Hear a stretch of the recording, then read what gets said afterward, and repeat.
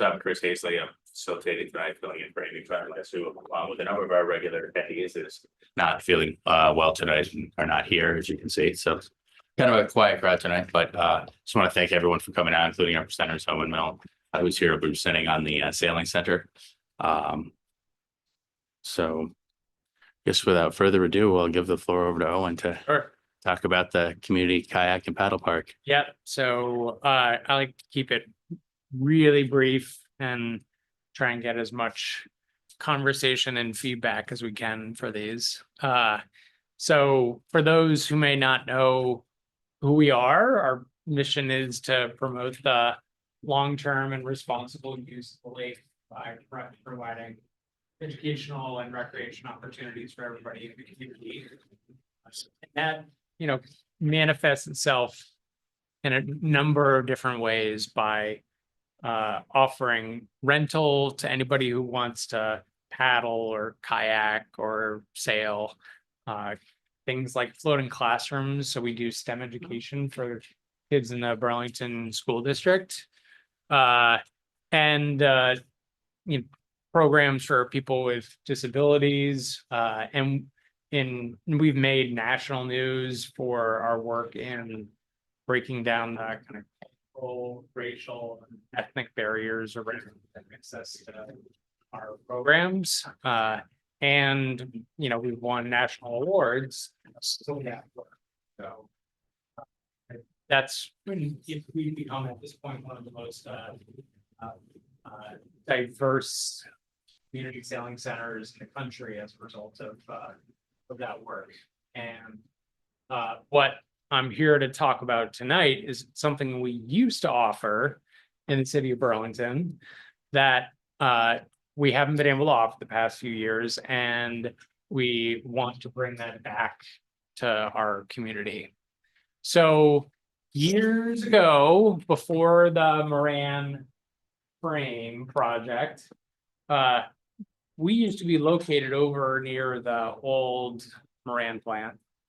And that yard, that what's now yard, this area you see highlighted in green, was where we kept all of our boats, all of our storage. But an important thing that we used to be able to offer was kayak and paddleboard and canoe storage for people in the community. So imagine instead of having to lug your canoe or kayak onto your car, drive it to the waterfront, and then put it out on a boat launch, you could actually just come down once at the beginning of the year, drop it off with us, and store it down by the waterfront the whole summer long. So you never actually need to haul it around. And it promoted people being able to walk down or bike and not have to use their car to be able to access Lake Champlain. Last time we were able to offer this service was 2019. So lo and behold, years later, COVID happens, and now 30% of Burlington's got a kayak that they weed whack around all summer in their backyard, or it sits up in the rafters of a garage somewhere. And we know, based on kayak sales from people like Outdoor Gear Exchange and others, that the number of people who own them has actually gone up pretty dramatically since we last offered this program, this service. And so we are now embarking on an exploration of bringing this service back to Burlington and improving on it. We think that we could be offering, now that we've got this beautiful new waterfront, we spent $4.3 million on a renovation of our waterfront this year, and we have a really nice, you can see it there right in front of our building, that wide concrete sloped walkway that's really easy to access and take your watercraft out onto the lake. And so what we're looking at doing is the area in the land to the north of our building. So the idea here, this land is currently part, it is a form that be like everything on the waterfront in our vicinity, it's industrial fill. This particular spot used to be a oil drum that was there for many years. And what we're looking to do is to get community feedback as we think about what it would take for us to bring this service back to our area. And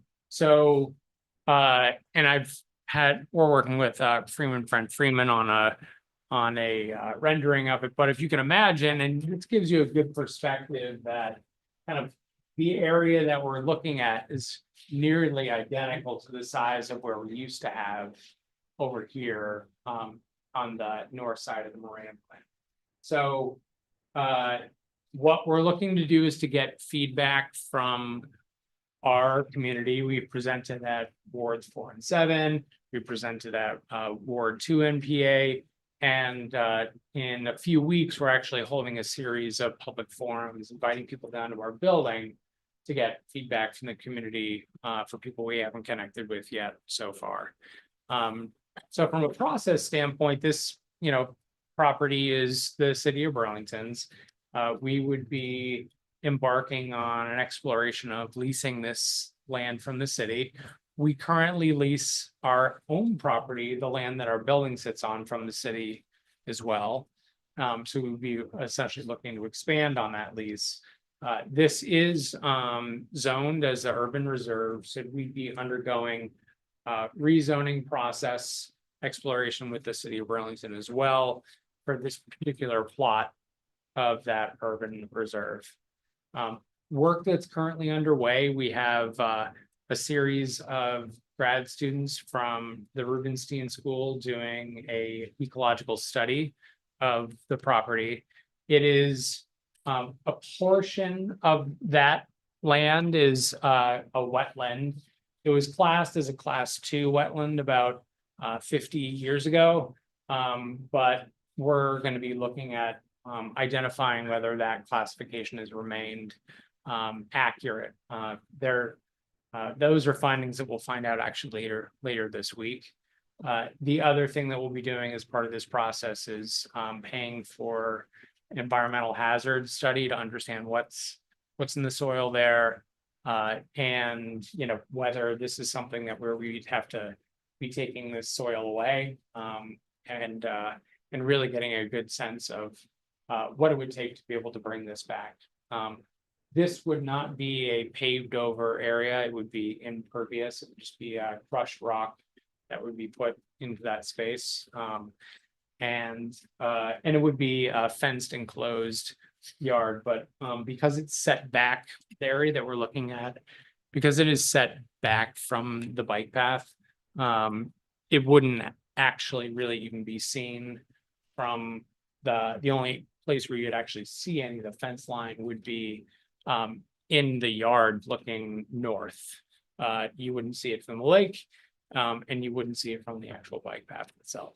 So that's it in a nutshell of what we're looking to do. At this point, we've been getting some great feedback from folks. Some of the things we've heard from people, they especially people that used to actually have this service previously, have said that they'd like for us to incorporate, kind of seated areas in it, so they, don't have to, that they can relax, eat, have people down there, without, having to do that somewhere else.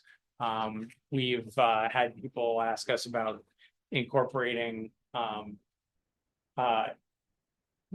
things that we could be thinking about doing in the winter. It's an interesting idea. A place for people to keep things in the winter close by the lake, or others, or open to ideas and feedback from folks. So there.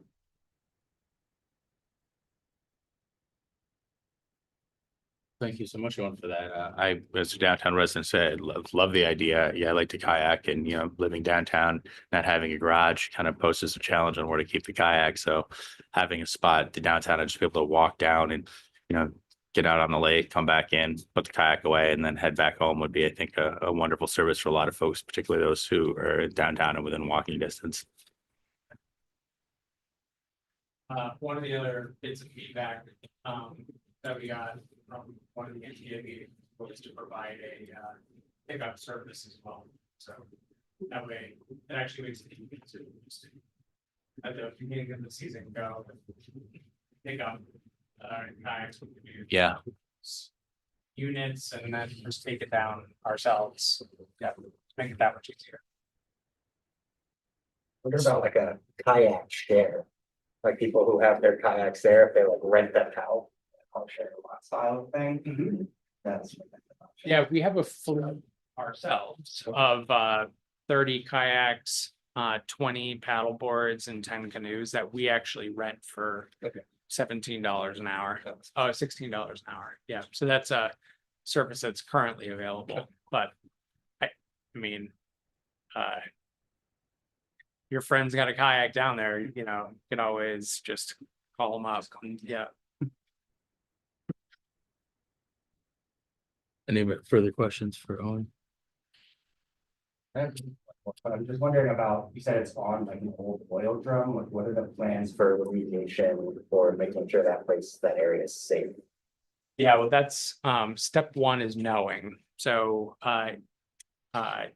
we are having a contractor essentially do an engineering of they think how much soil we would need to remove. And once we know how deep that will go, then we'll be doing or like drilling to do samples to understand how contaminated that soil might be. Interestingly, we just did, you know, our project for that waterfront. So we had to dig out a lot from the shoreline, and when we did the testing right in front of our building, we were fortunate that it wasn't contaminated enough that we had to move it off site. So that's fortunate. We don't know what it's like further north. Fortunately, it wasn't coal storage, so oil is actually a little bit, believe it or not, less bad. Can I ask you about the fence? Mhm. So the fence that you mentioned, so that's a big time security fence for the kayaks? So that would would it be possible for you to leave a little space at the bottom of that solid fence so that some wildlife could get through there at all? Like skunks and raccoons, not that you really want those in your yard, but. So it would be like, so the fence would mimic the fence that we currently have around our building. And yeah, that fence has gaps. I mean, everything can get through our fence currently. Okay. Yeah, so it wouldn't be like a chicken wire, small like gap fence. This is, you know, the gaps are like 10 to 8 inches wide. Yeah. Keep the kayaks in, but keep, Kayaks in, yeah, that Okay. out, yeah. okay, thank you. Yeah. Yeah, we have a family of minks that we've seen move back and forth across our yard in Nice, summertime, yeah. thank you. All right, thank you, Owen. Appreciate your time coming out. I hope you have good luck with the project. Here. Did you want anything introductory? Andre? Am I okay to speak just from right here? Yeah, absolutely. We'll just give you the mic. Andre Clark from Street Cats Burlington. He's going to be providing an update about the clothing and supply drive and the other work that they're doing in our community. Yes, I guess, Take it away, Andre. so my name is Andre Clark. I live in Ward 2, and as he said, I'm the founder of a local volunteer organization, Street Cats Burlington, that does street level outreach and partners with community and local organizations to get clothes, food, and other resources into the hands of our unhoused neighbors. I just want to talk briefly about the challenges our city is facing right now around houselessness. There are currently over 350 people, according to the city's own reporting, who are actively living unsheltered. And this does not include people actively living in a shelter, transitional housing, or staying on a friend's couch. So 350 people are living and sleeping outside in Burlington area at this very moment. Can you imagine what it's like to have nowhere to call home, to have nowhere to stay warm, use a bathroom, take a shower, or rest your head at night? This is what so many of our neighbors are dealing with every day. Living on the street is a traumatic event, likely related to other traumatic events early on in a person's life, and there are well-known health impacts resulting from trauma, particularly trauma suffered in early childhood. In addition, people experiencing houselessness are often exposed to communicable diseases, including tuberculosis, flu, COVID-19, other respiratory viruses, hepatitis, and more. They're also at risk of violence, malnutrition, and harmful weather exposure. In addition, chronic health conditions often worsen in houselessness. Maintaining a healthy diet is difficult. Behavioral health issues such as depression, alcoholism, or other substance use disorders can develop or get worse, and it is difficult to get the proper amount of sleep. Stay a little bit further away from the mic. Okay, sorry. All of these things make houselessness a public health crisis. There's a never-ending cascade of worsening problems destroying the health of people who are already suffering from the adverse effects of trauma. Despite these well-documented health concerns, especially during the winter months, the state and city have committed less funding and fewer resources to address houselessness. The state has ended or severely limited the motel program and opened temporary shelters that cost more than the motel program and house less people. The city of Burlington has removed resources, including bathrooms, drinking water, and hand washing stations, and waste receptacles, and there are currently no emergency walk-in shelters open in the city. There are plans to open an emergency shelter for adverse weather condition nights, which just means a temperature below 20 degrees or 32 and below with the 50% chance of precipitation. This is the benchmark the state has decided warrants extra efforts to get people indoors. This means the state has decided that if it's 25 degrees and there is no snow, it is safe to sleep outside. We all know that's not true. COTS will also be opening a seasonal cold weather shelter sometime in January, but there won't be enough beds for everyone, and it is life-threateningly cold outside right now. It is up to us as a community to fill in the gaps left by our city and state's failure to adequately support our unhoused neighbors and friends. This is where the idea for Street Cats Burlington started. My coworkers and I were working at a local shelter and saw some gaps in the homeless services response system and wanted to fill that in whatever way we could. Our mission is to work with our community to collect supplies, which we then bring directly to people experiencing houselessness. We partner with organizations like Vermont Community Wash and Learn, King Street's nonprofit, Food Not Cops, CVOEO, and more to hold clothing giveaway events or supply them with needed items to give to the people they serve. Our goal is to lessen the stressors associated with houselessness by providing resources to our unhoused neighbors and enhancing social connection and community. We also use our platform to advocate for or against policies that impact houselessness.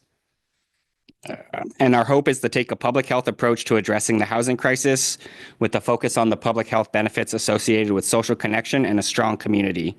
We've seen a lot of stigma, discrimination, and violence impact our unhoused neighbors, and we hope to mitigate the impact of that by meeting people where they are, letting them know they are seen, connecting them to resources if they're interested, and using our platform to advocate and push back against the discrimination the unhoused community faces. I'm here today to ask for your help and your support in helping our unhoused community by donating to our winter supply drive. We are currently collecting items, including blankets, hand warmers, gloves, winter hats, and tents to help people survive this winter. I have some handouts that detail a longer list of the items we're collecting. And so to coordinate a pickup or drop off, you can email us at streetcatsburlington@gmail.com, text us at 802-391-9674, or message us on our Instagram or Facebook accounts. So thank you to the Ward 3 NPA for allowing me to speak, and thank you to people here and watching online for any support you can offer. Thank you. Does anyone have any questions for Andre? No? Well, thank you for doing this and for your work here, Andre. Appreciate sharing that.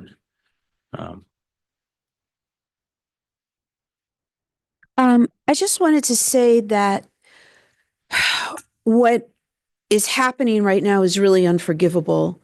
The numbers for what's happening in Burlington are pretty astounding. We've never seen anything like this before, emphasizing again, 350 people unsheltered, period.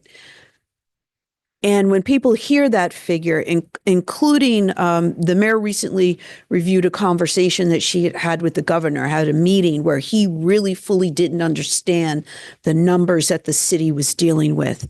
He felt that, oh, Burlington's been through this before. He's not understanding what's happening now. The city has spent, I think it's approximately $6 million in the funds, trying to provide porta potties so people can have some dignity in using the bathroom, providing garbage, providing some other services. We are still spending money in that we have many people who work for the city and who work for other services actively involved with trying to help these individuals. We have a real crisis that hopefully we'll talk about a little bit with our state legislature. And also, I'm not sure where we go from there. We have the story that we might have seen about the couple who was found dead outside. I've heard something, I want to say possibly Brenda Siegel, but I'm not sure, had posted about another death. I think for us to start to see people get severely ill or die is something that's really going to change how people look at our city, how people look at other municipalities, because other municipalities are, such as St. Albans, for example, are experiencing the exact same things that we are. And at a state level, what are people going to really think about us? And I appreciate you bringing up the issue around the discrimination that is occurring, because that is also dangerous, right? We have a group of people that are literally trying to survive, and not all of them are committing crimes. There's this assumption that if someone's unhoused, they must be a criminal, they must have suffer from substance use disorder, and that is not always true. So we do need to keep that in mind. I just wanted to add those points. Thank you. Thank you, Councilor Grant. Anyone else have anything further they'd like to add or questions? Nora?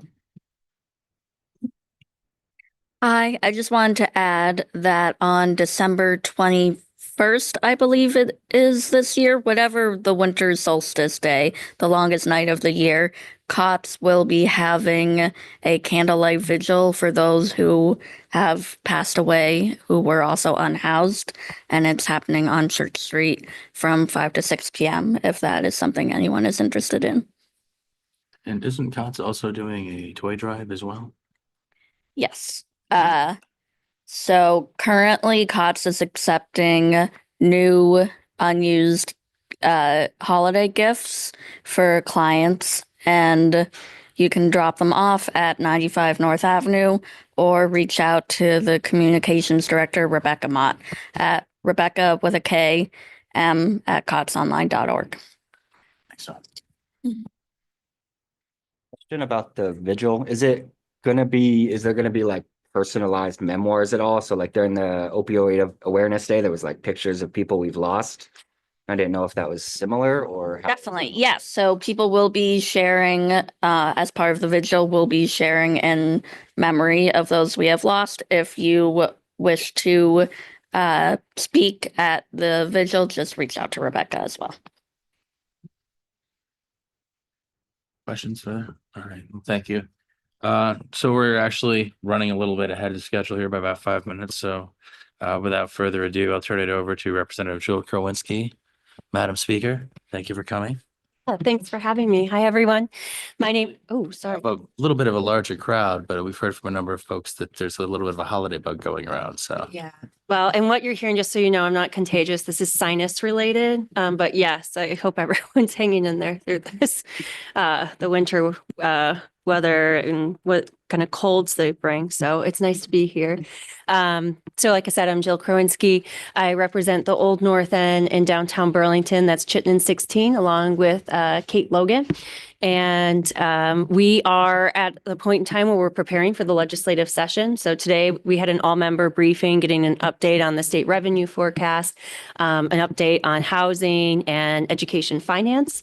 And so there's definitely general consensus around the top priorities for the legislative session. I'll say I think it runs across all political parties, from Democrats, Republicans, progressives, independents.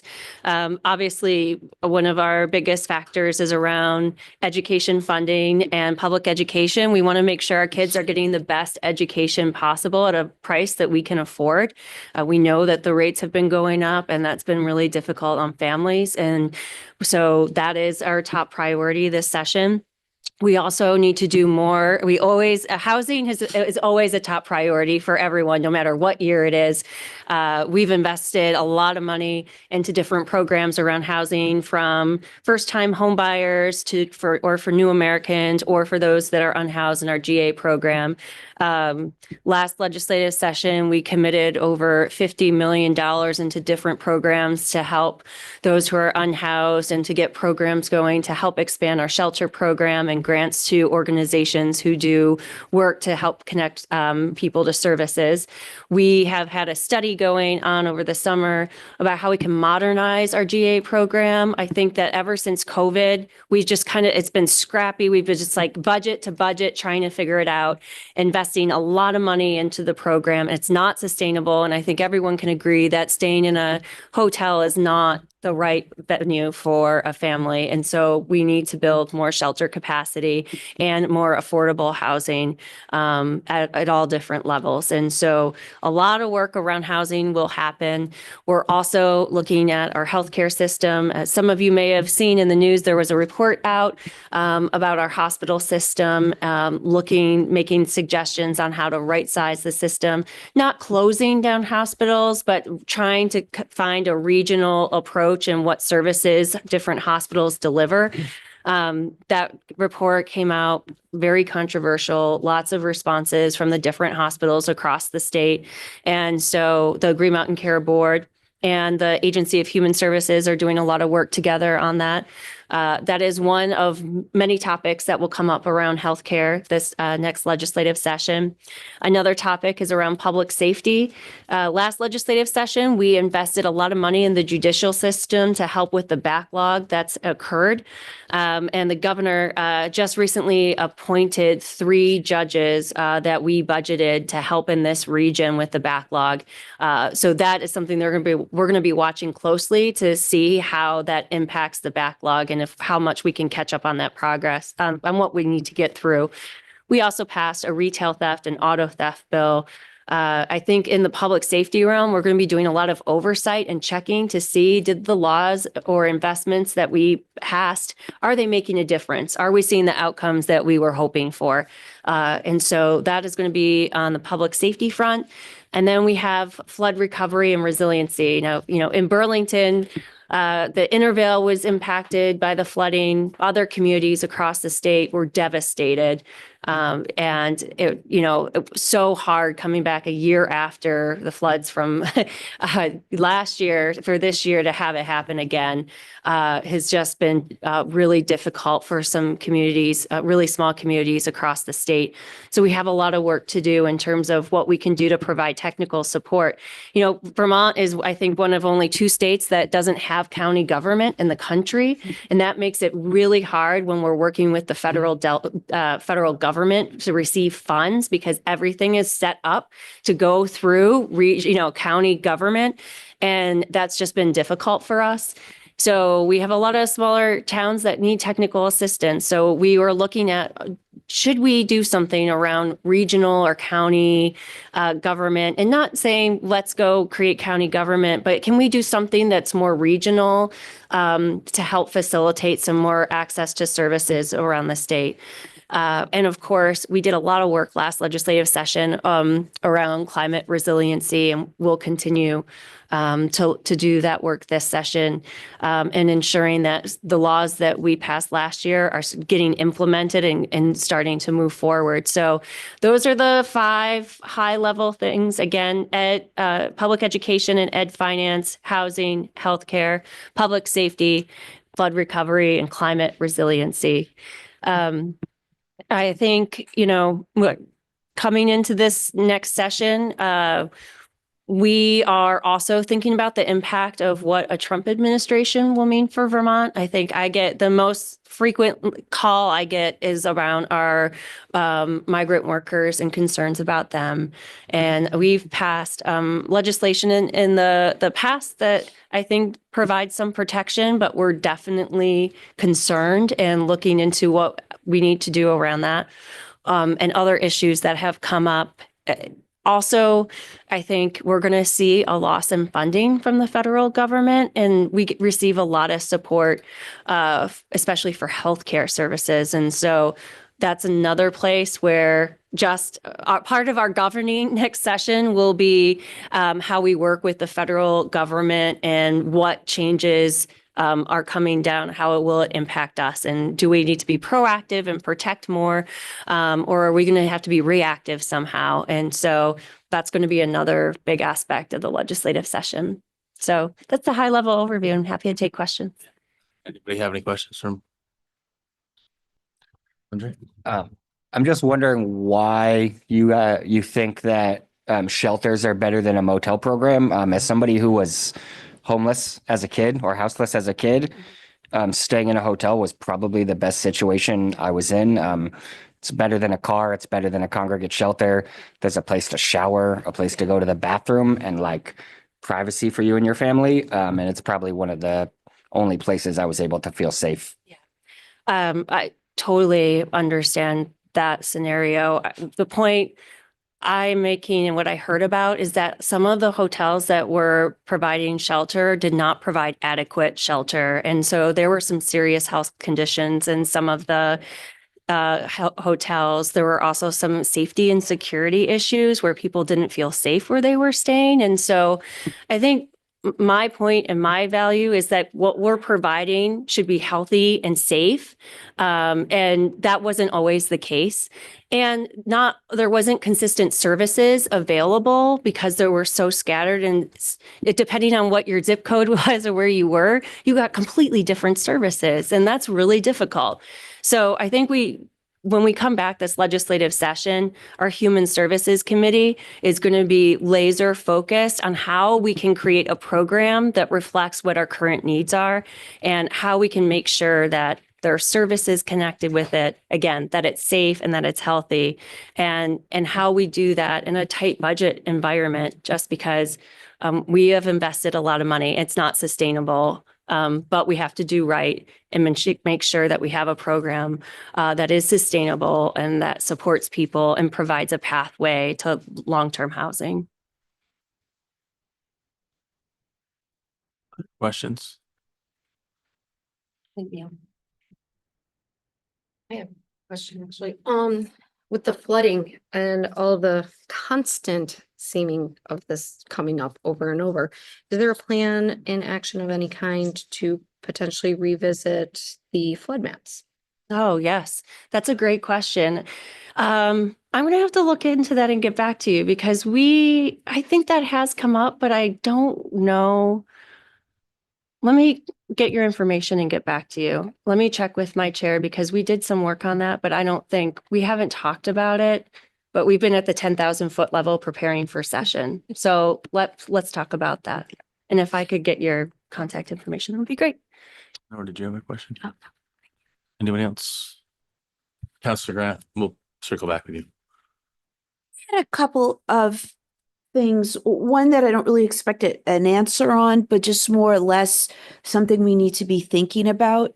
So the legislation around retail theft and stolen vehicles was really important. For people who don't know, we literally didn't have a stolen vehicle statute. We had a very, very weak statute that said you can't drive without the permission of the owner. And a lot of people would blame our Chittenden County state's attorney and other state's attorneys as I've been following this throughout the state have been seeing the same thing. It was just the last couple of years have been record for automobile thefts. The idea that cases couldn't be made when the cars were being stolen. So and now with the new amounts on retail theft. So my concern is for agencies that are really strapped. My apologies. I thought I turned that off. They're so strapped that they can't submit cases to the SA.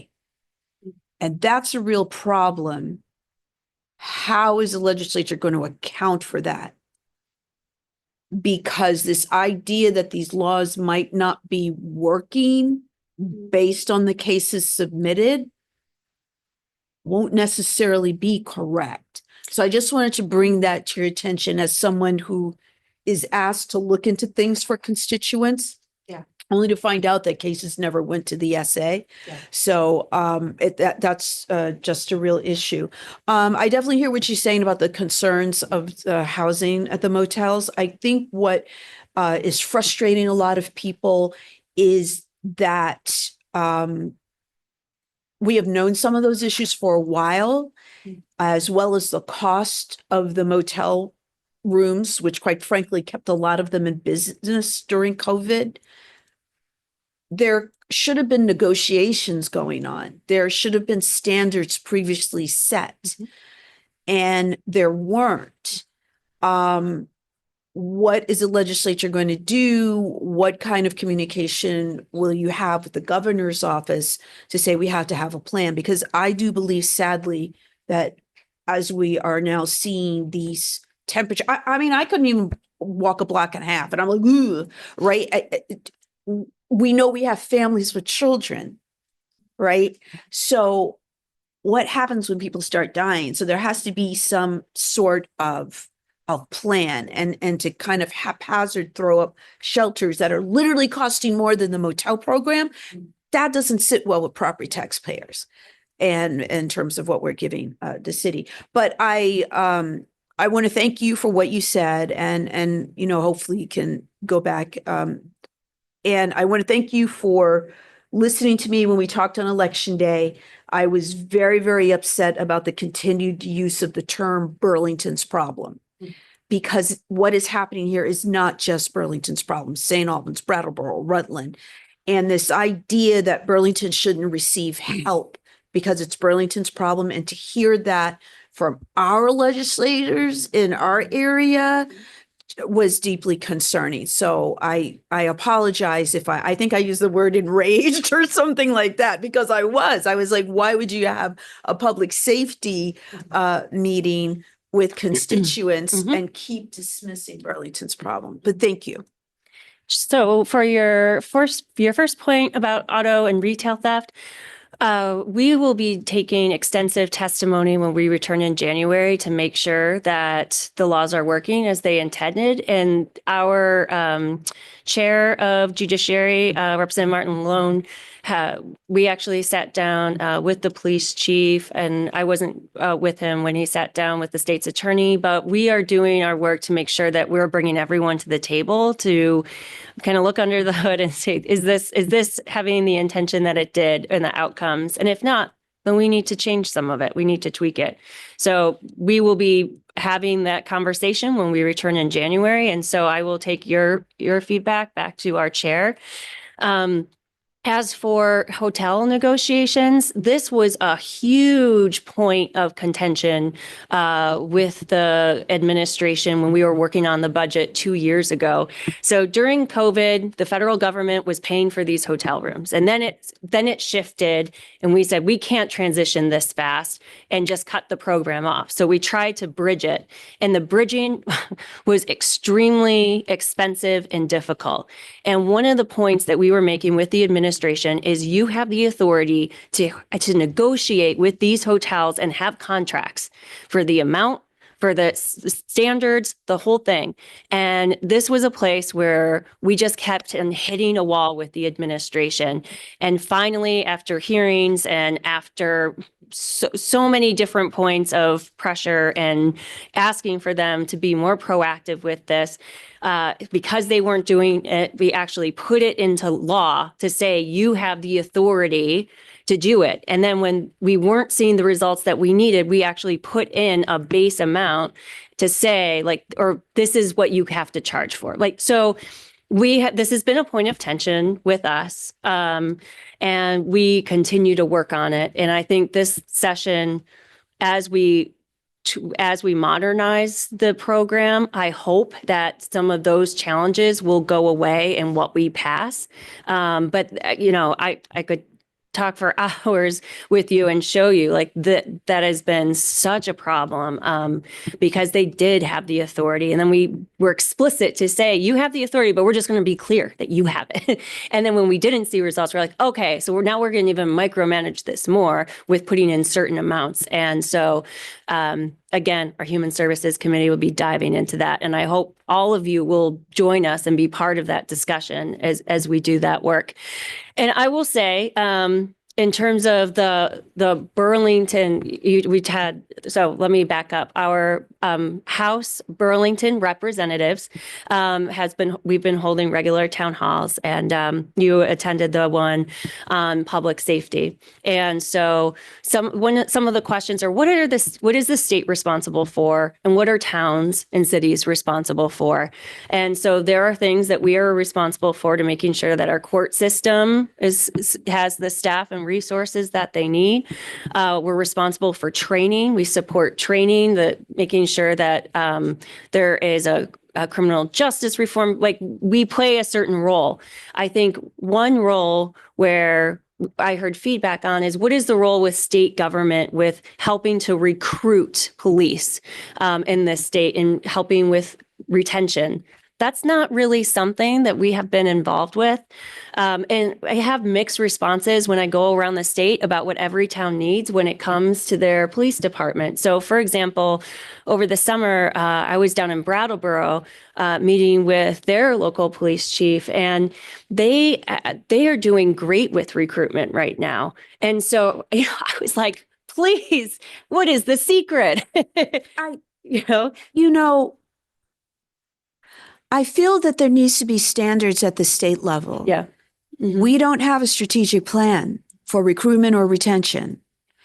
And it's only really starting to be talked about a little bit because of the response to the internal survey of officers that was recently made public, and leadership at the department felt they needed to respond to that, as they should. But I have felt that if the city and the department had to be held to certain standards to make sure that they were doing specific things, that we would be in a better place. Now, under our new administration here within the city, the mayor is listening to those issues and is looking how funding is being applied, looking how like our positions are not even being advertised properly. You can go to major job sites, search for being a police officer, literally in Burlington, Vermont, and Essex will show up, or University of Vermont, or Shelburne, or any other of the agencies, but not our own. These were things that were happening. Even on the Vermont Criminal Justice Council site, where they list all the positions, we had outdated salary, we had outdated benefits. Where's the accountability for keeping all of that active? I could go on and on about that, but I won't. But I do believe that there could be a state standard put in place, because there are certainly shortages across the state. The lack of use of social media and digital advertising for positions continues to be a problem. The other issue that I was very concerned about with Burlington's problem was related to the drug crisis, which is a Vermont-wide situation. And we need something similar. Governor Shumlin was in the end all be all, but he did say when we had the last thing that was not as bad as it is now, but saying this is a state level emergency, this is the most important thing that we need to do with fentanyl. This is affecting so many municipalities, and we don't have a statewide strategy, and we do need one. So that was very concerning. Thank you. Anyone else that we haven't heard from want to weigh in? Question?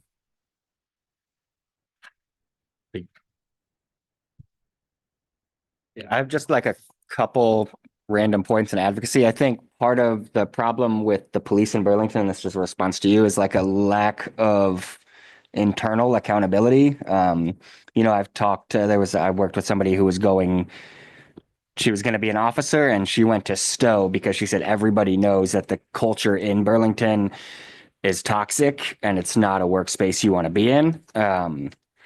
And then just to advocate for in any climate resiliency, emergency preparedness efforts that take into account where unsheltered people are living, and emergency response protocols that, they do trainings and go to these areas and see how to get it before it happens so that we're not responding. And then with the motel programs, I feel like we were responding to an emergency. We did the same thing. I worked at North Beach, the campground.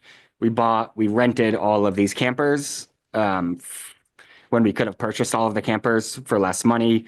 We could have purchased motels and implemented services into the motels instead of spending a ton of money elsewhere. And then I guess my last advocacy, since I have you here, is related to firearms and suicide prevention. There's a law called Donna's Law that lets people voluntarily put themselves on a temporarily do not sell list, so that if you're in a crisis, you can call, you can be blocked. I called the crisis line myself, and I asked if there was any way to do that, and they told me it was my Second Amendment right to have a firearm. It's been passed in Utah, I think West Virginia. I talked to Rep. Burbeco, or I don't actually know how to say Burbeco, about this, and she said maybe talk, I don't think it's this session, but the next biennium or something, to talk about that. So I just wanted to put that on your radar as well. Thank you. We did pass legislation to help expedite the sale of hotels, to turn it over into short-term and shelter capacity. And I know that we've had several that have converted, and there are a couple more coming online. So that is happening. And in terms of suicide prevention, we've been investing more into the mental health system, and we passed a waiting period law for 72 hours this last biennium. And I think, in Vermont, we know that suicide is a huge problem, and we know that guns is a big challenge with that. And so I've been watching the numbers, with my fingers crossed, hoping that we see a difference. And so that's something that's on our mind, and I'm happy to look into that law. Thank you for sharing that. Can I ask a question, a clarification? Sure, Charlie. So you mentioned, Andre, that there was a toxic environment. Are you saying that there's a toxic work environment within the police department, or is it a toxic environment between the city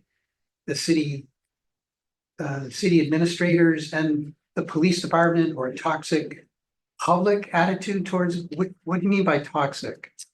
I would say probably internally. I think the argument has been that it's just the fact that the city or the population isn't supportive of the police is the only problem.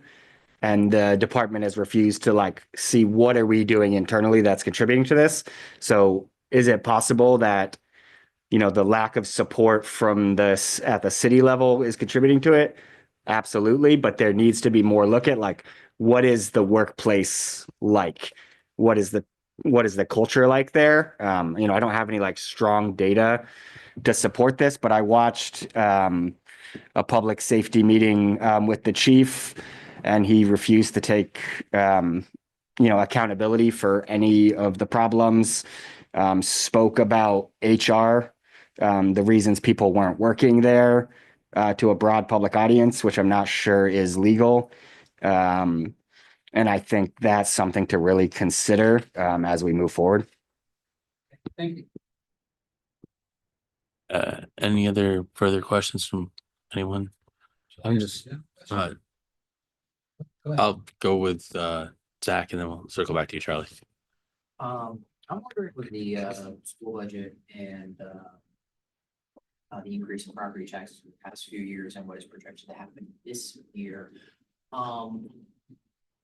Other than just the general inflationary environment that we've been living in for the past 3.5 to 4 years, what are the other trends causing these sharp increases within the school budget? Because I'm not necessarily seeing these increases related to the labor that makes our schools. So it's like, are these things that we're just seeing like within the maintenance of the education infrastructure? Is this just ballooning administrative and bureaucratic costs with running the schools? Sure. So the major factors are, number one, healthcare costs. Healthcare costs double digit across the board. So healthcare cost is a challenge. Deferred maintenance is a challenge that we're seeing, and we're actually doing work. The state used to contribute to school construction costs, and years ago that stopped. We're looking at seeing if there's a way that the state can come back into that in some way to help with those costs. Schools receive money during COVID to help with resources. And when that money dried out, the schools were like, we still need to do this. We still need to provide students with mental health care, with other services. The cost of special ed has also gone up. And so it's a combination of these things. And then inflation, the cost, just the cost of things. And we're seeing teachers getting paid more, which is great. Like they should get paid more. But those are all together, coming together to increase these rates. Yeah. Charlie, you had a question? Okay, so basically, I was just curious. So that now we have a new legislative session starting for 2 years.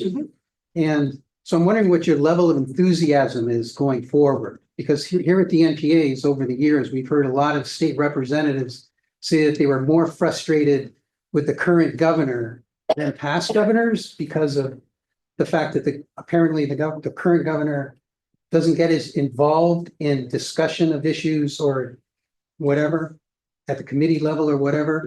So now that there are fewer Democrats in the legislature, do you think that the governor might be more cooperative at the committee level? Or do you consider the governor to be adequately involved in the development of legislation in the state?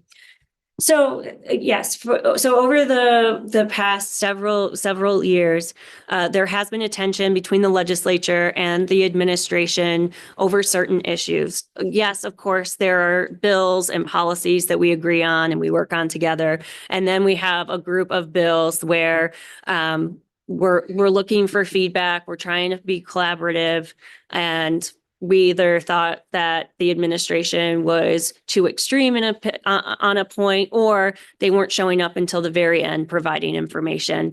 And so time and time again, we would say, how do you think? What do you, how do you feel about this? What do you like? What do you don't like? And then there would be a surprise at the end.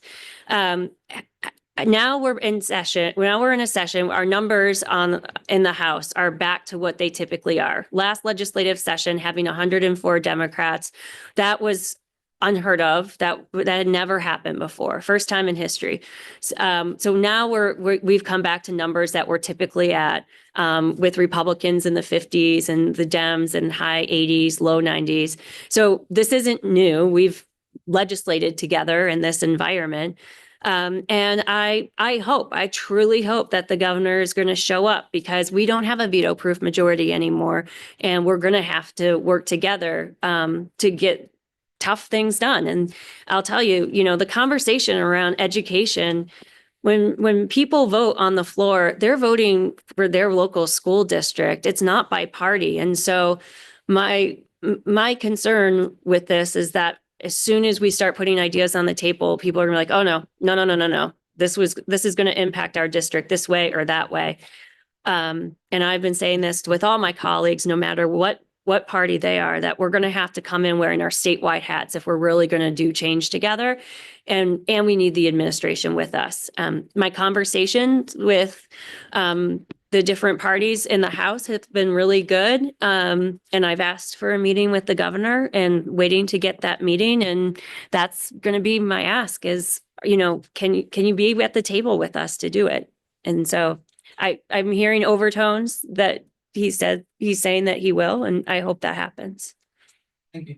Mhm. Questions for Regan?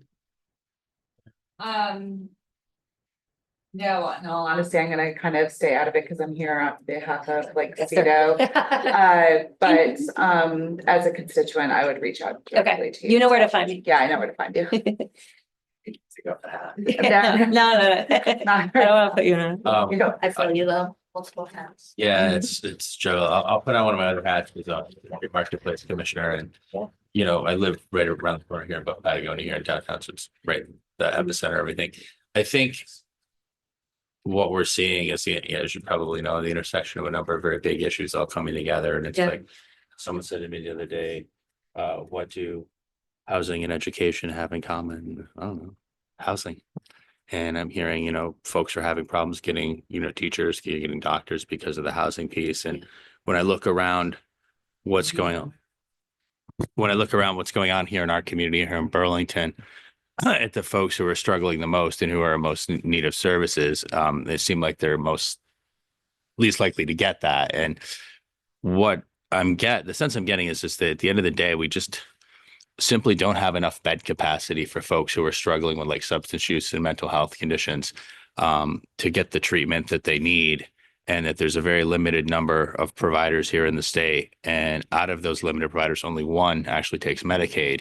And when you look around the community at the folks who are struggling, it's clear like these folks are not rolling with Blue Cross or Blue Shield or MVP or whatever. So I'm looking at it as we hear a lot about housing, but on the other hand, a number of folks, there's a myriad of reasons why folks, have lost their housing. And for a number of folks, it is because one of these untreated medical conditions, and putting them into a hotel without having the supports in place to deal with that doesn't, so I'm almost wondering if we kind of need to take a parallel approach and look at, some folks are going to be like, for lack of a term, climate refugees, the folks who, experienced the flooding, may benefit from like a shelter housing option. But I think a number of these folks, really need to be moved into a treatment program. So I guess the question I have is, what can we do as a state to kind of build out that capacity to create the services, to fulfill the need? Yeah. So we have increased some rates to help incentivize providers. I'll tell you that a theme that I've heard that doesn't have a quick answer to is the workforce. And so even when a program has the funding to expand in some way, shape, or form, they can't find the people to do the work. So we have invested in some career incentives and developments, and it was really successful. So we are starting to see folks who went to Vermont State University to get the certificate, to get the degree, starting to come online. But that is a challenge that we face. I mean, workforce comes up in all different fields, even like with housing is a challenge because we don't have enough people to help build houses. And it's a theme that we hear, and in very much in particular in this service community when we want to expand access. That is one of the top points of feedback that I hear from people.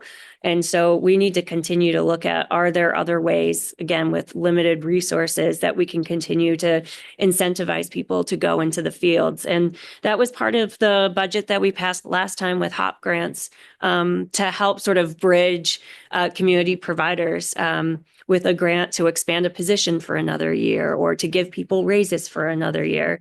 It's something that we have to continue to work on together. Thank you. Yeah. I would just advocate for increased wages for like social service and disability organizations, because that's a major, if you go work for 20 to 21 an hour and then you can't afford a place to live, Sure. It's not really an incentive to take that job, even if you want to help. So I think that's got to be a major part of any increased funding is like paying the people who are doing the work. Just gonna add too that I think one of the challenges is that the situation, on the street, so to speak, changes a lot quicker in terms of what's in vogue and what's not. And sometimes there's a bit of a lag, when a certain the treatment programs are geared towards a certain condition, for example, and then the situation changes and, you know, you're trying to go from, say, you know, a situation where a lot of folks are struggling with opioids to a different narcotic or something, you know, there's a challenge there too. So, Sure. Yeah. Yeah, absolutely. all right. Well, thank you for coming out, Madam Speaker. I Yeah, appreciate it. Absolutely. Great to be here. Hopefully we'll hear from you during the session. I'll be back. Okay, excellent.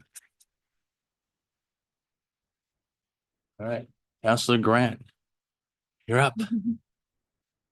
I have so much stuff. So I'm going to talk a little bit faster than usual, but please let me know if you have any questions. And I want to try to leave more time for, you know, questions, things So- you might have on your mind. Want to just take questions as we go, or do you want to give the report and then do questions? What would?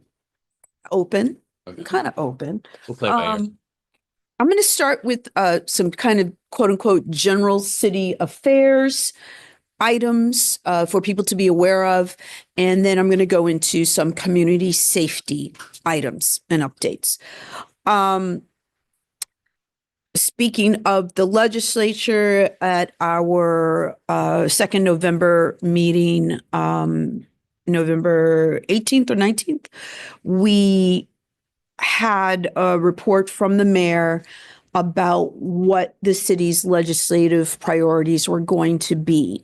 So in the past, the city has always had lobbyists. Last year was really the first time that we were more organized in terms of the council being able to provide input in what we wanted to see the legislature focus on.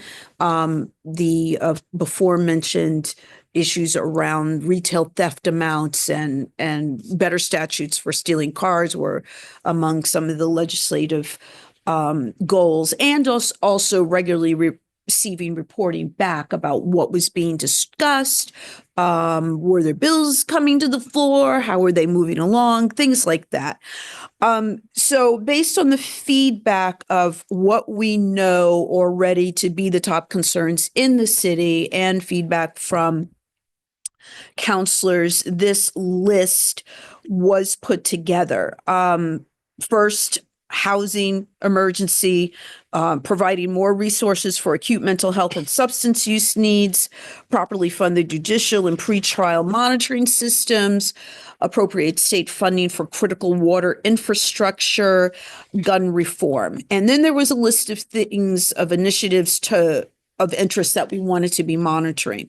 And that was basically anything related to community safety, anything related to providing ample, safe, and affordable housing, climate, and some issues around good governance and affordability. So I won't go into the whole thing. It is available when you, once again, go to the city's website, you click on agenda, you're able to search for meetings. You can isolate all the city council meetings, choose the one you want to look at, and the documents are attached. I know people don't have time to watch the meetings, but given the importance of some of the subjects, you can pull the minutes, you can pull the documents to keep up to date to what's happening. We're going to have this town meeting day, a number of questions and bonds. These should be finalized in terms of what will be going on the ballot at the December meetings. The big one that I really think is important for people to watch presentations of the DPW water resources and bond vote is really about capital planning for our water system. We hear the term deferred maintenance over and over and over again, and we are at a point where there's a dramatic increase in the likelihood of failures with regards to our wastewater, clean water, drinking water, stormwater, all that. It's a lot of money for the bond, and we do need the city to come to the table, but it's going to be some dramatic increases. in billing. So I do strongly recommend the November 12th City Council meeting, watching that presentation. There's also a PowerPoint that came along with that. I think it's really important for everyone in the city to have an understanding about what the goals are there, and the amount of money. And another big part of this is increasing our capacity to move water in the city. When we are thinking about planning ahead for increasing the number of housing units in the city, we have to be able to provide water to those housing units. And if we don't increase our capacity, that could affect our housing goals on that. We are looking at some changes that would increase the fees on vacant houses. So we want to make it less affordable or enticing for property owners to leave their properties vacant. Now, there would be exceptions. If someone is actively trying to sell a property, if someone's in the process of actually trying to develop it, and we know that the development process and getting permits and things can take a long time. So there are things built in. This is literally for people who are not doing anything with the buildings and both, and just letting them rot. So I think that that's going to be very important. We have created a social worker, funding for a social worker position to be in the library, to support the library staff, continue to work very hard to keep a safe environment for everyone. This was something that the library really requested, to have a social worker that was in-house and available.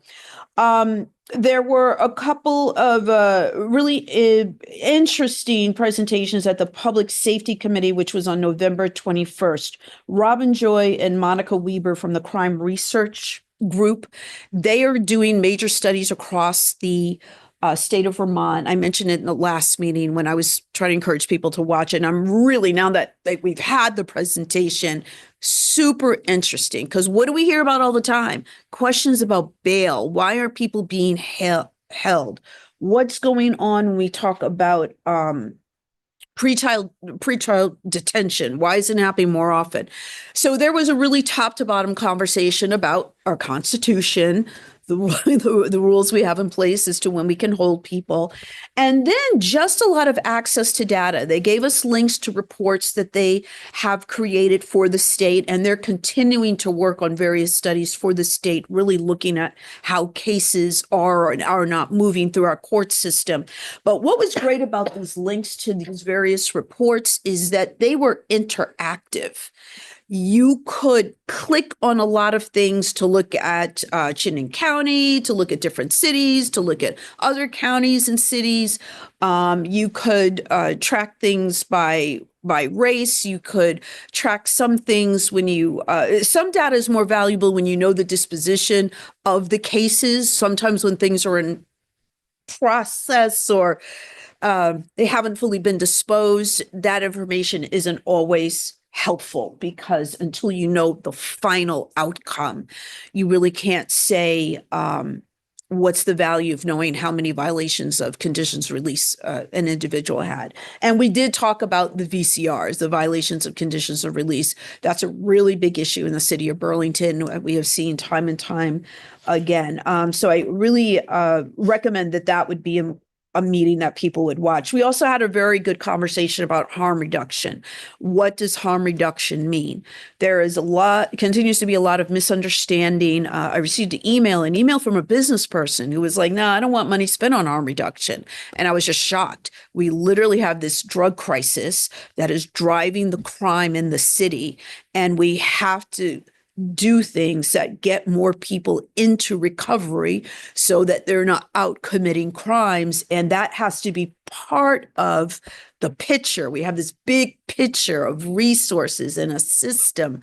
And harm reduction has to be part of it. So that was a very good conversation. Lacey Smith, who is a director of the department in the police department that houses the CSLs, Ed Baker, who is a person with lived experience and has spent a lot of his life assisting people with getting into recovery, and Bella Fern, who also works with an organization that focuses on harm reduction and raising awareness and tracking data. So that was really important.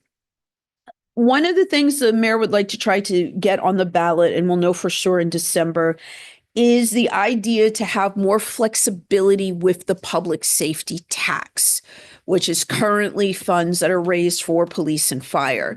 I'd like to have the option to use the money within the community safety sphere, but not necessarily within police and fire.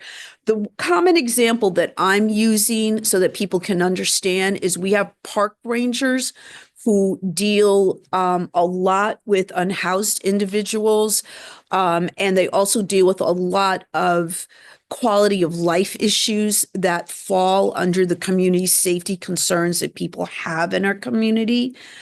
And they are funded under the Parks Department. They're not funded under police or fire. And they have been given, anyone interested in seeing their job description, just reach out to me and I will be happy to forward it to you. They have been given more of these things to do that fall under this community safety spectrum. One of the things they need is they need funding for radios because they're often in areas, especially down on the waterfront, where there is not service.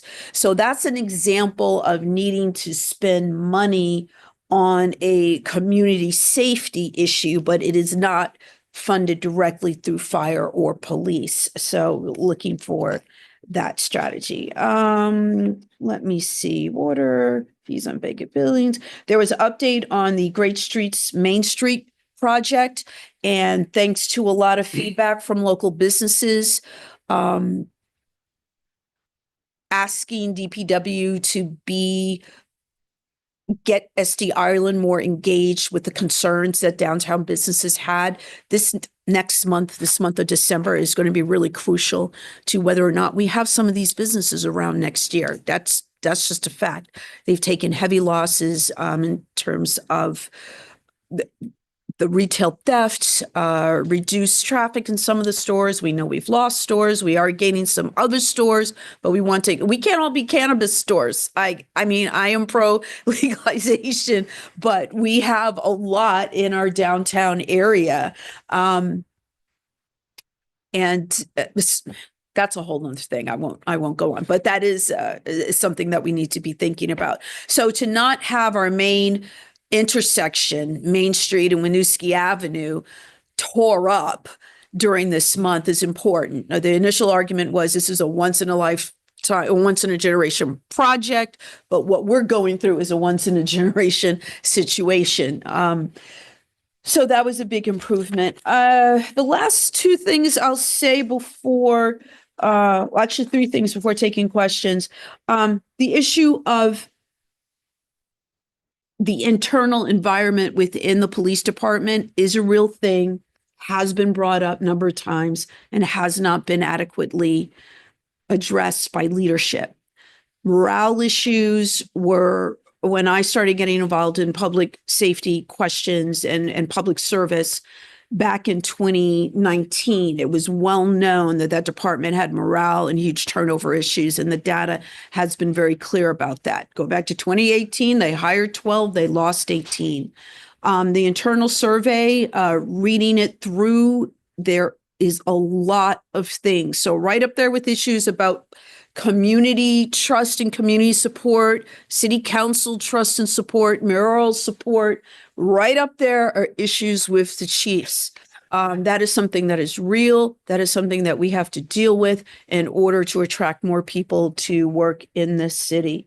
The issue, there was some controversy at the last meeting around no trespass and potential fines for people who were using urinating and defecating in public. This has been an issue that we've had for some time now. It has gotten worse. I am very much aware of that. There was this implication that I was not aware of it, that I did not have boundaries, that I did not care about this issue. I have talked to many businesses. I have talked to many residents about this issue.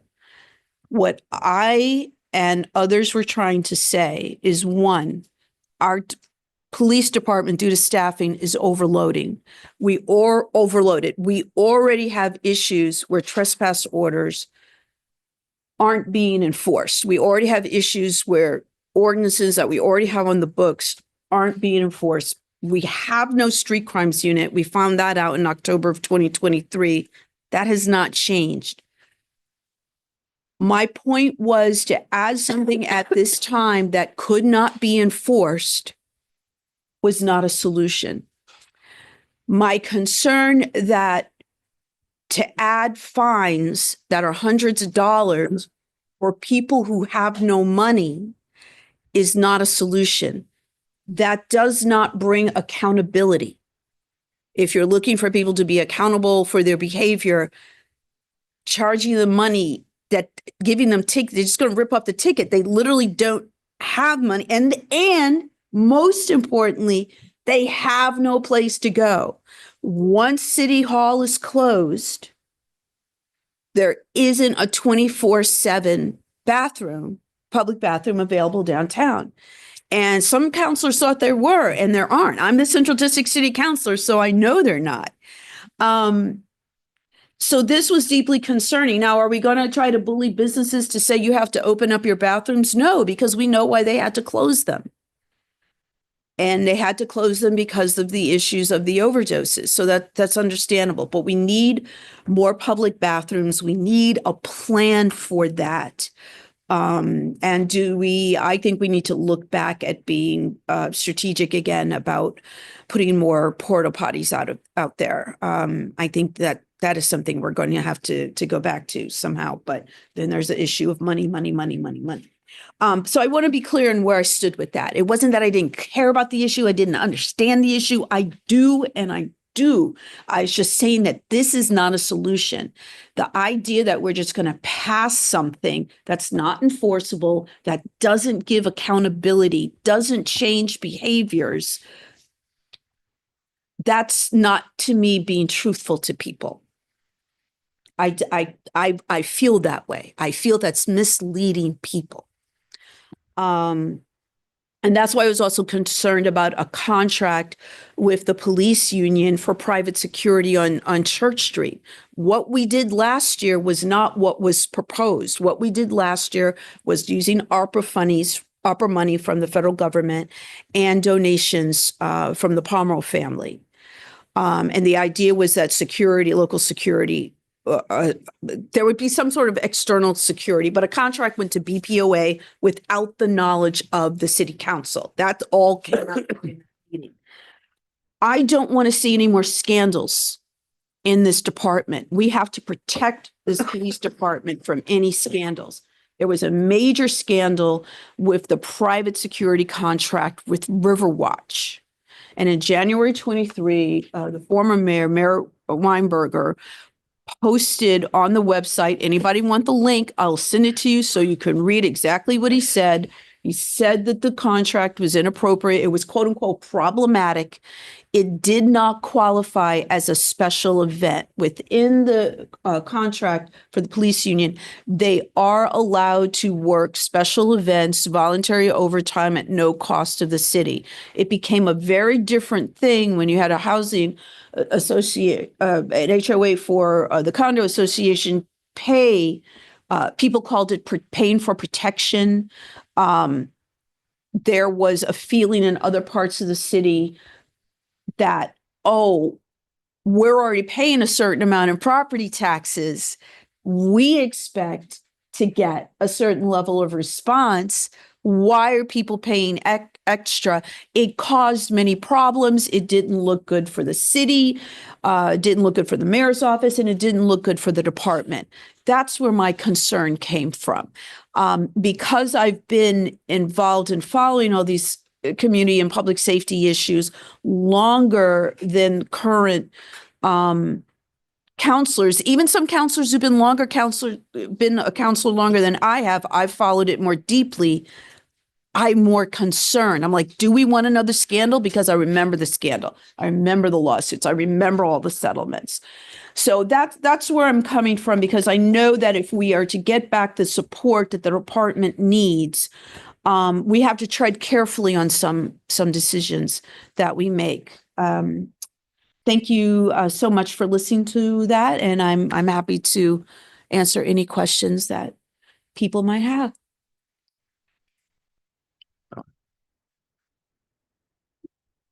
So I have two questions. First off, I was just wondering if there's any updated timeline for the Great Streets project and the construction that you were aware of. The November 12th or the November 19th meeting, they did have an update. Like a Okay. part of it became the major concern about blocking that intersection, Mhm. but there was an update. We are waiting for more detail. I feel like the report that we should have gotten regarding the letter of intent around the memorial block, that information is overdue, but I can say that behind the scenes, there are a lot of conversations going on. We know that, once again, deferred maintenance, the issues with the police department and the issues with some of our fire stations, the mayor is in a lot of conversations because she's really thinking out the box. She's got this fantastic idea of having a whole new building that is a combination of police and fire downtown. So where will that location be? What would the developers be willing to do in order to help provide this building? How does that all fall in place? So conversation still happening, ideas, but an update to the public is definitely overdue for Memorial Block, and hopefully we'll have that soon. I know that the old YMCA building, that was supposed to be slated for apartments, no longer, I think as I mentioned earlier, it flipped hands a couple of times. Pre-COVID, someone bought it, went to boutique. We had COVID. After COVID, the numbers didn't work for them anymore. So then they sold to a different company. That company was like, wow, there could be problems with the soil. We don't want to deal with that. We've never dealt with that. And then they ended up doing the deal in the pit, and they're going to do that project, a hotel there. And then the next people bought it to do the apartments. And it would be good to know, while I'm thinking about this, something that I was thinking about a couple of weeks ago is I felt like we needed a place to go on the city's website where people could go and see the status of all the various projects in the city, like what's past the different permits, what are the dates for construction to start, if construction has started, what are the end. I think that would be really helpful. I know it'd be helpful to me as a city councilor because I know there's going to be even more in the pot as we get through updating all of the neighborhood code and the zoning, but I'm going to follow up on that idea. Thank you. And my second question was just around, is there any plan currently? I know feelings toward police are multifaceted and complex, and within Burlington is no different. But is there any plan to address the very low morale and toxicity within the department? I got ideas. I've had ideas for years. Those ideas are not welcome from me because I've been active in oversight and accountability, and the leadership of the BPOA has been against that. And that's been so difficult. It's been really difficult. I believe the potential change in leadership is going to make a difference. I believe whoever we find, certainly part of the interview process is going to be having frank and honest conversations. Anyone considering the job is going to Google the city, right? They're going to see the lawsuits. They're going to see the controversies around something like the YES program. And there's so much more online, right? We have not had a strategic plan to address the reputation of the department. And you've all heard me say that. I say it over and over again. The current administration is listening. And we are, I feel that the public information officer, she was here at the last meeting. I see her around more at the NPAs. She's a good person. I think leadership has held her back because of outdated views of what should be done. You can talk about the pillars of 21st century policing all day, every day. But if you're not actually taking action on those pillars, and that is a problem we've had in this city. So change in leadership, things are going to get a little bit more difficult before they get better. I liken it to cancer, taking out the tumor, and then you've got to go through chemo. But I really believe that we can be on the other side.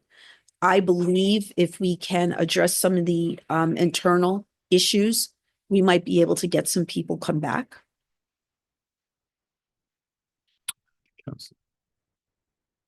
Any other questions? Comments, thoughts? But yeah, so this has been something that was kind of like racking on my mind for us since the last city council meeting. But oh, my bad. So I'm really wondering, like, what is now this might be a little rooted in like philosophical naivete, but why does the city believe that it has the need of hiring a lobbyist to go to the state legislature when there could be channels opened up with communication between the counselor, the Corps of Counselors, and the administration with our Burlington delegation of reps and senators?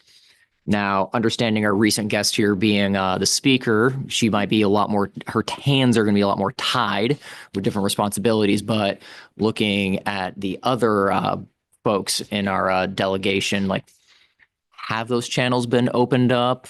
Is there any entertainment to open them up? Because I feel like if the city is going to hire a lobbyist to propose a legislative agenda, what's the point of voting for legislators? That's to represent us in the state right. house. Well, we always need we always need to be voting for our representatives for sure. So I'm still, believe it, I don't know where the time has flown. You know, this is still my first time on the council. When I started asking for what are the updates, what do we focus on, it became very clear to me, keep going back to the same things, because retail theft is such a huge issue downtown in South Burlington and Williston, where you had individuals who, it wasn't someone going in and taking one coat because they needed it. It was individuals walking out with 10, 20 and selling it to drug dealers who then sold it online. We had and have organized crime. It's not the mafia. So looking at those particular issues and saying, how do we get this front and center in front of the legislature? How do we coordinate that so that maybe other municipalities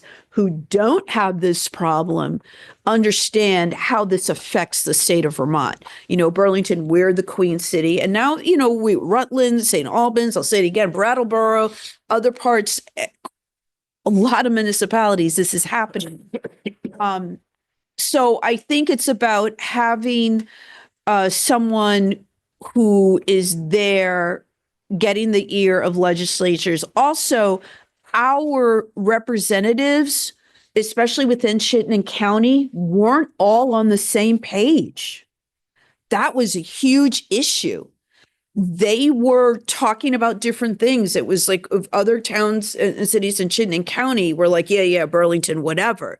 They weren't all in the same things. And the things that are happening here, especially with the fentanyl and the crime, has been spreading. So that was part of the goal too, is to say, hey, in Chittenden County, at least, y'all got to be on the same page in order to properly represent us. And I think there's more transparency with regards to what the lobbyists are doing that previously there really wasn't. And, asking to say, hey, we want to see reports. We want to see reports on what they're working on, what they're talking about. And that was something that had not happened before. The new mayor, Mayor Mulvaney Stanek, did a RFP for lobbyists, right? Because it was kind of a little shady in the past, right? Let's do an RFP. Let's see who else is out there that could be doing this to help us. And we've actually changed who we're using. I haven't met them yet. There have been meetings there's been lunches where some of us have gone down to Montpelier. There's been meetings here in the city. It would be great to have more, but once the session starts, they're down there all day for really long hours. But I would anticipate we would have at least one visit down there. But there are, I don't want to use the term necessary evil, but there are lobbyists down there for all kinds of things. And we need someone to help keep our concerns front and center as well. Thank you. Did you have a question? Yeah, I guess a comment followed by a question. As far as like retention or recruitment for the police department, I think they could really highlight the like improvement in crisis intervention and de-escalation. Because I've talked to a lot of people on the street who say and seen them respond to some pretty intense situations in a really compassionate and reasonable way. I don't think there's enough talk about that. I think those trainings are really, it's made a difference. People have noticed it on the ground level. And then I guess just, is there any plans to open the City Hall park bathroom so it's 24/7? Because, I've tried to use that bathroom myself at midnight and there's nowhere else to go unless you want to go outside. So what I'll answer the second and then comment on the first thing you said. The issue with that bathroom is literally it's overwhelmed with use. And it is very frequently backed up. It's very frequently, it has garbage and stuff down. It's been very difficult to keep open. It is something that is being discussed. The issue of bathrooms for people is definitely high on the mayor's list. It is, we still have the concept of hotspots in the city and weekly meetings on hotspots in the city. And I wouldn't call it a quote unquote hotspot, but it's a hot issue because it is really affecting so many people and it's affecting residents and businesses as people are looking to relieve themselves in areas. A lot of people try to do their best to do it in private, but some people who might have their mental health issues or just, the longer you're forced to live a certain way, the more disconnected you become with your community. And we have to work on building these connections back for these individuals. And that's what we have to work with. Yeah. Going back to the first, what you have said is something that I have been advocating for and others have been advocating for some time. So going back to community engagement and the pillars of 21st century policing say that you need to use social media and other tools of technology for community engagement, for recruitment, for retention. And we just have not done that well. The city has a YouTube, police department has a YouTube page. How many people know that? The police department has actually produced some very good videos. They've taken some actual videos from actual events and then edited them in terms of sometimes you have to redact like the faces of certain people. Very, very good. Showing people how they're doing their job, showing them how they're using de-escalation tactics, showing them use of force that's done properly, following procedures and directives. But what are they doing to direct people to watch it? People who do watch it say very positive things. Where's the posting on that, right? Where is the conversation? And when people do have, and one of the things I said to the chief, I said, you know, you have these interactions with the public. People have good stories about officers that have helped them, and you never once ask for commendations. You don't talk to people about how they can submit commendations. And when you say that community safety and public safety is a partnership, I agree wholeheartedly, but there's never any conversation about what we as a public can do to help our officers during this time. And I think our officers want that. I mean, one of the things I had pulled out was a statement that some of the officers felt should represent a mission statement. We are committed to policing with the citizens of Burlington to achieve a safe, healthy, and self-reliant community. And the chief nixed that. He's like, much better statement is our police service exists to keep people safe by preventing and responding to crime and disorder and with and for our neighbors. There's a very big difference in tone with those two mission statements. So internally, you have officers saying the first one, you know, reflects where we feel we should be and how we're interacting with the public. And then you have the chief being out of step with that.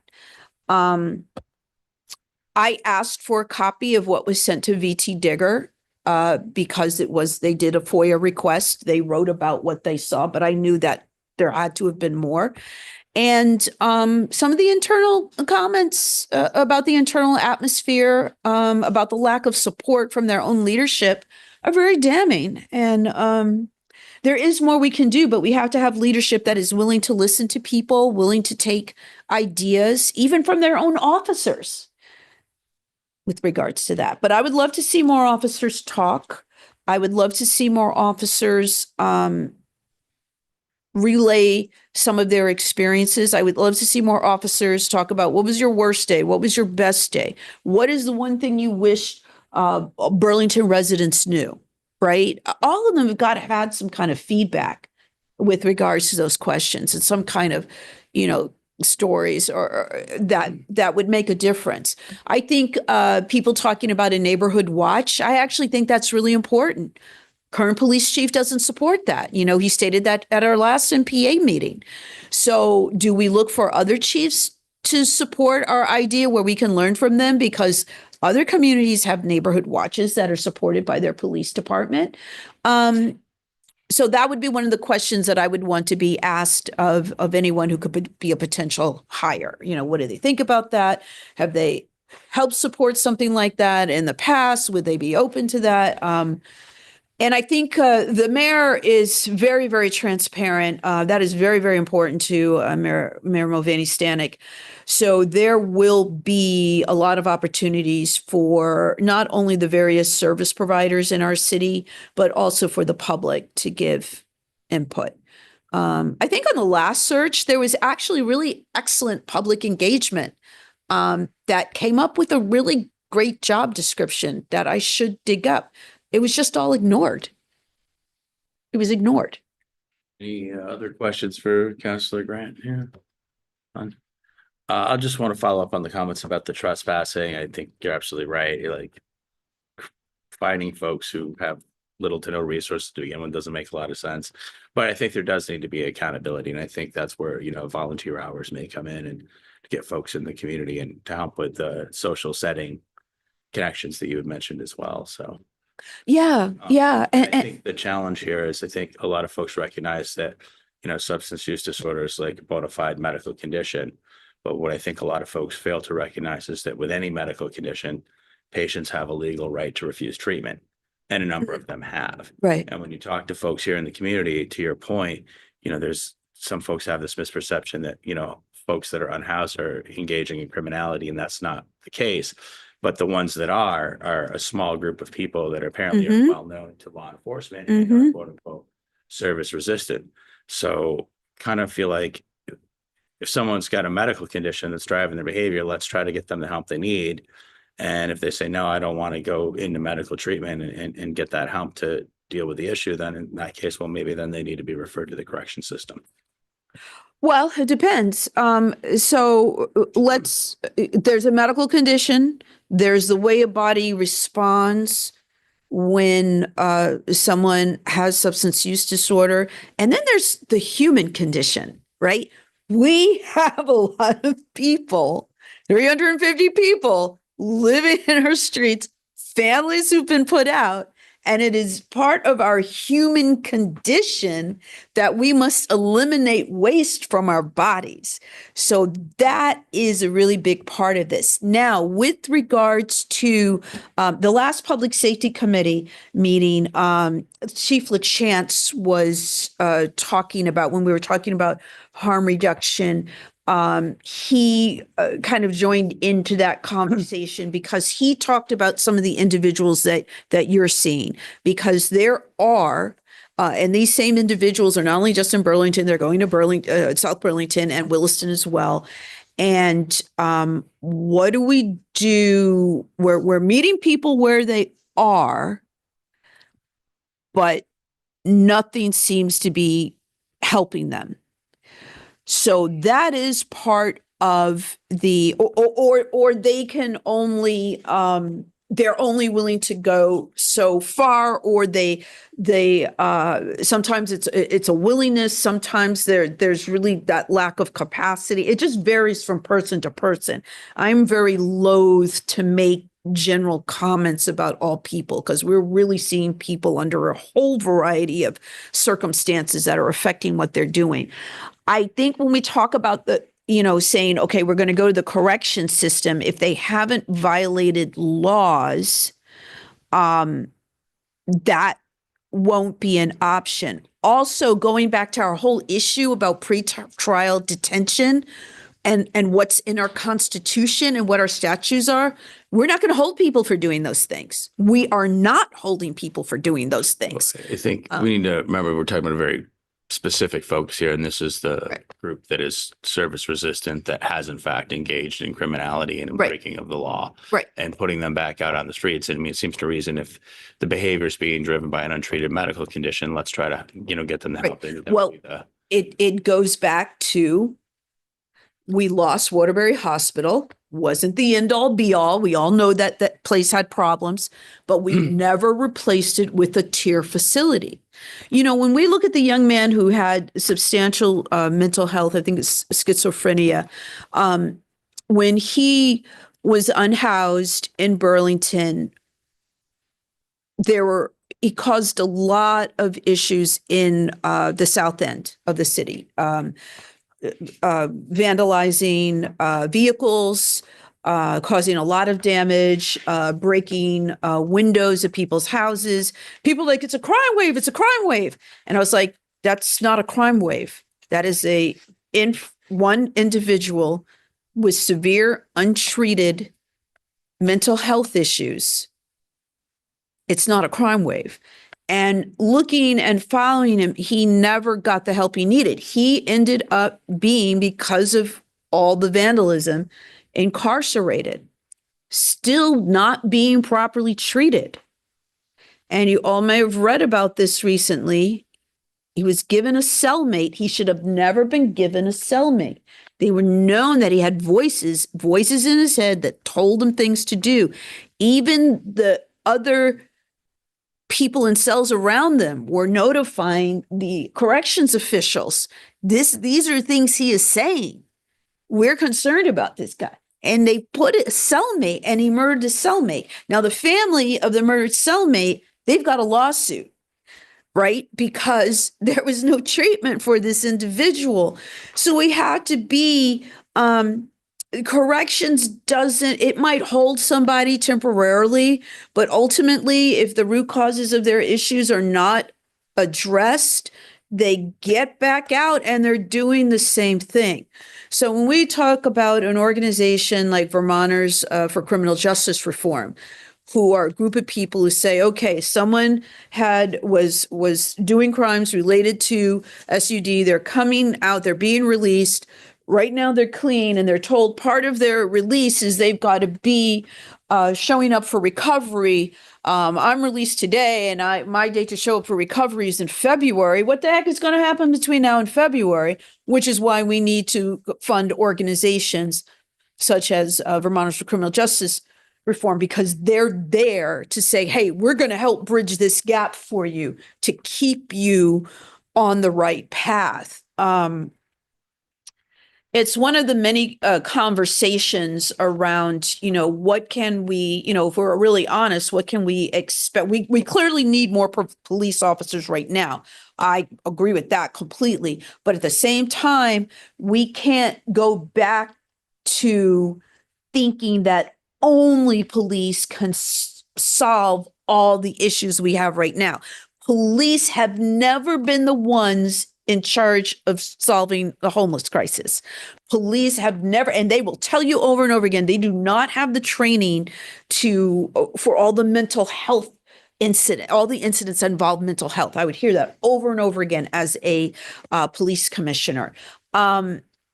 So the idea, porch pirates, right? We're seeing that right now. Holiday season, packages are being delivered.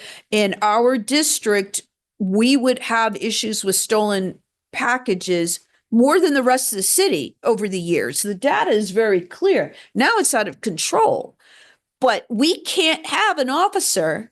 There's no amount of funding and no number of officers, even if we put 100 on the street tomorrow, that can be next to every package or every bike or every unlocked car. We're still begging people to remember to lock their cars and don't leave anything important in it, especially guns. So, when I was listening to St. Albans, their community safety forum, the same thing. Their SA, their police chief, don't leave guns in your car. Because they're seeing the same thing, guns being stolen out of cars and then later being used in crimes. So, yeah, gosh, there's so much. There is so much. And it's not a one size fits all. It's not a broad, but I hear what you're saying. We don't have a tiered facility. So if you haven't emailed Governor Scott's office, please do so. Please continue to email the legislatures. Juvenile facilities, there's issues trying to get those built because you can't put children in with adults. No matter what they did, we just can't if we want to hope that a child can grow out of or get the support needed so they don't repeat what got them put in a facility. But right. We have such a dearth. People are like, we're throwing resources. We have never had enough resources. And on that note, we're at 8:21, which brings us right up into the public forum. If anybody has announcements they want to make or anything they'd like to share. Yes, I'd like to share something. My name is Kirsten Cowenhoven. I live in the King Street, Maple Street neighborhood. The last couple of years, I live in affordable housing, and it has not felt safe for the last couple of years because of drug dealers in my building. Think of a smaller Decker Towers. And so it's not just Decker Towers, other affordable buildings, housing buildings suffer from the violence and unhoused people coming into our buildings and just not feeling safe in our building. So we have tried to build community in our building. And since then, Burlington Housing Authority has evicted all the drug dealers. So things have improved, but it just has made me really understand how important it is not just to be safe in your building, to have the building is a locked building, but because of the traffic we had every day, 80 people came to the drug dealers. There was a lot of intimidation, and you didn't feel safe even coming into your apartment and into the main door because there were people trying to get into the building to get their drugs, and people were anyway. I just want to let you know that it's not just happening on the streets; it happens in apartment buildings too, and thankfully it's improved greatly. But my point is that we're trying to feel psychologically, have a sense of safety, come back into our building, and not feel suspicious of our neighbors. And so I've restarted the tenants association, and my idea proposing for you today is to have a summer block party of Maple that neighborhood with, and it to bring back just connection, to get to know your neighbors, not even just within our building, but to expand that to the wider neighborhood. And there's another there's several low income affordable housing complexes in my area besides mine. There's one other, and there's several businesses on the block that could get involved. CBAO has already said they would co-sponsor it and provide some money for food. And we have Mercy Connections and Pride Center. So it would kind of allow people to get to know the resources that are in the area also, in an informal, fun way.